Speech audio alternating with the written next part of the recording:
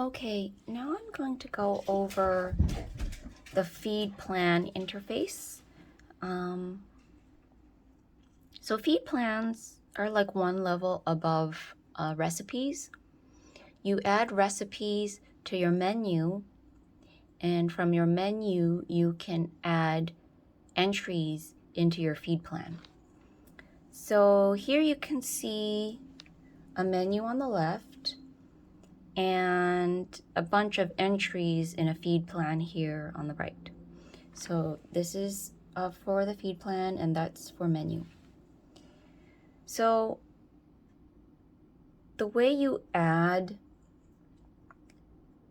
a menu item into your feed plan is you hit the little cookie icon and you set the amount of this menu item, and there's two ways. You can set the count, which will just multiply this, or you can set some fraction of that menu item with the slider. And there's two options. You can have a single date and time, which is when you plan to or did consume this item, or you can set a time frame.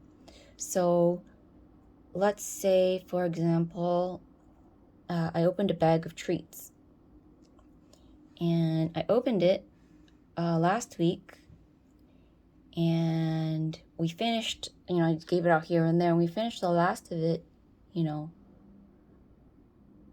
today.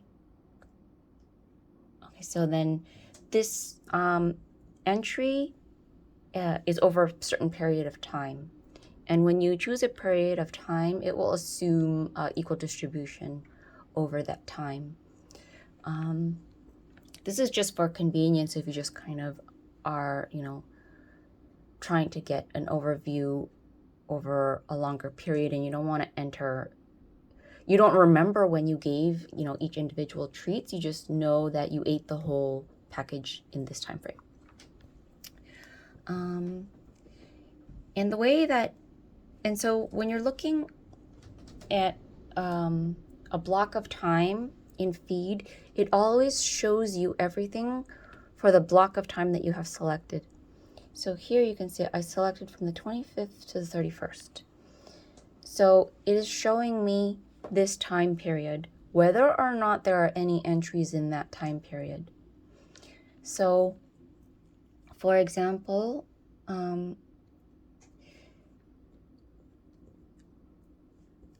I have a bunch of treats, and I said that, we consumed a kilo of them, but, that kilo was distributed between 12 days ago to 15 hours from now for this plan. So it was spread out over 2 weeks. However, the window that we're looking at here is only 1 week. So that when you look at this entry, you'll see that there's 256 grams here at the front and 256 grams here at the back. And so that's about 500 grams. So where did the other 500 grams go? The other 500 grams were last week. So they don't appear in this week because it only shows you the portion that would have fit in this week. So it shows you the fraction.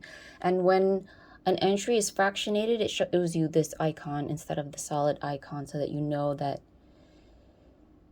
this entry is a portion or broken off from an entry that has a time scale.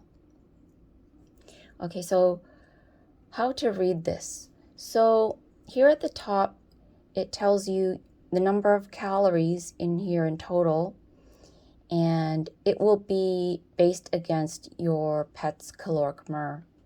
So in this period of time, it believes that Chunk Lala should have eaten a certain number of calories, and according to that number, it thinks that 853 excess calories were eaten in this time period.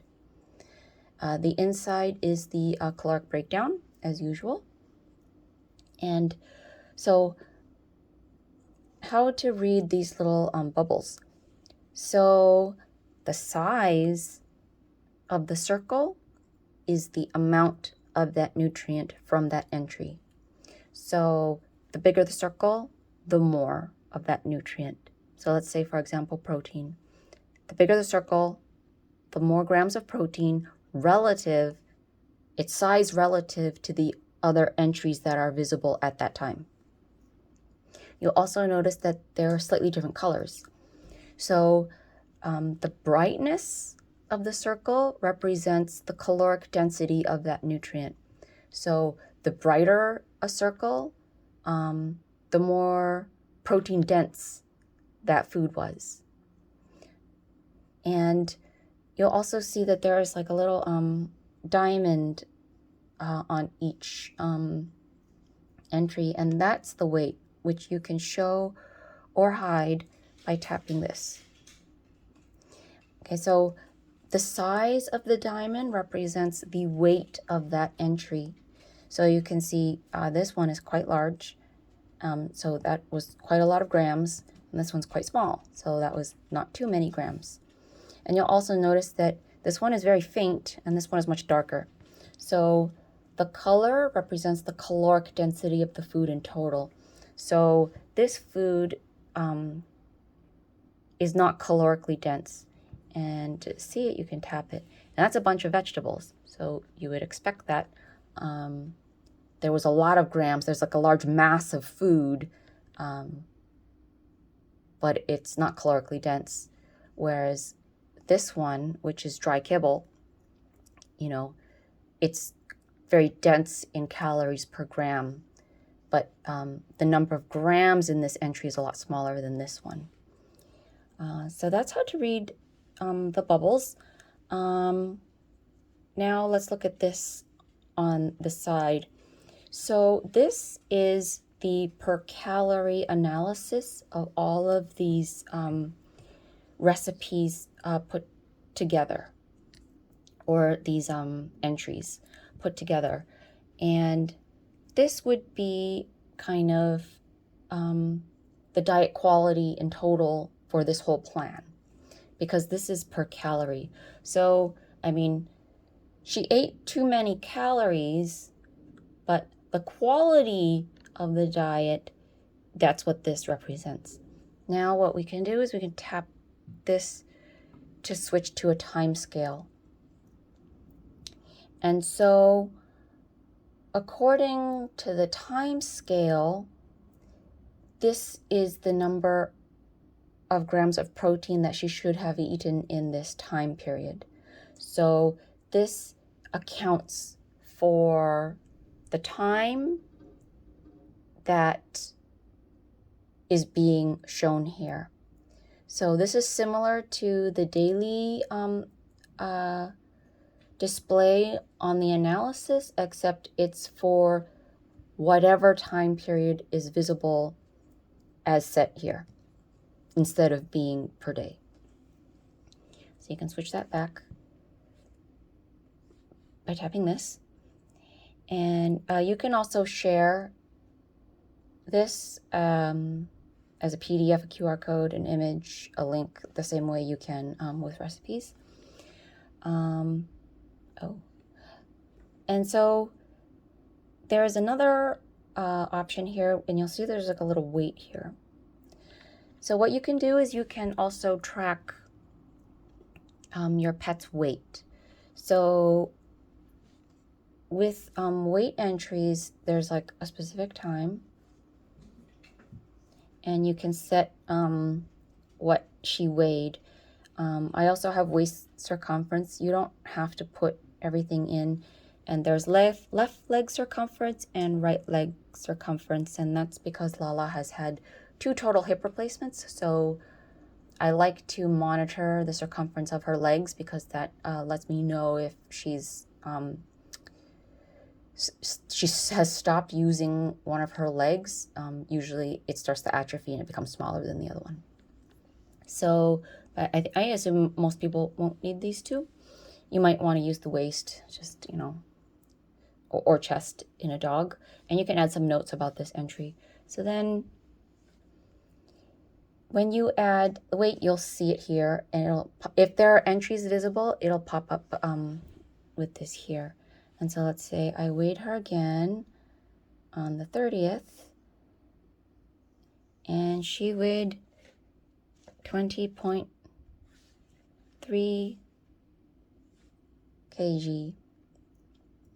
So what it will do when it has more than one weight is it's going to create the linear regression for those entries, and that will appear in green. So this is the linear regression of the weights, and it will attempt to estimate how many calories based on either the excess or the deficit and the change in weight, if it was expected or not expected, right? So if you ate a lot of excess but lost weight, it might mean that the MER you have set for your pet is not accurate, and it will say something to that effect.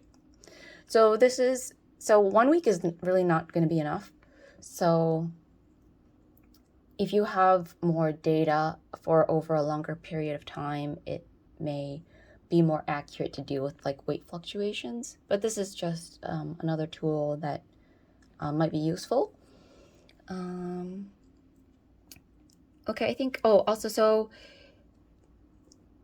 with the entries, you can see them down here at the bottom, and any of your stat logs will appear at the bottom. You can delete and edit them from here.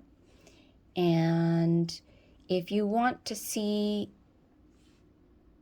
what that particular recipe was, you can hit it and it'll open up that recipe if you just don't remember what it was, and it'll open up so you can see it.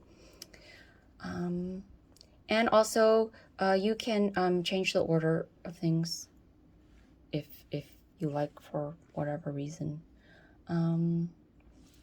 Okay, so to change the time period, you can do this. Okay, so it will show you only for the time period that you selected.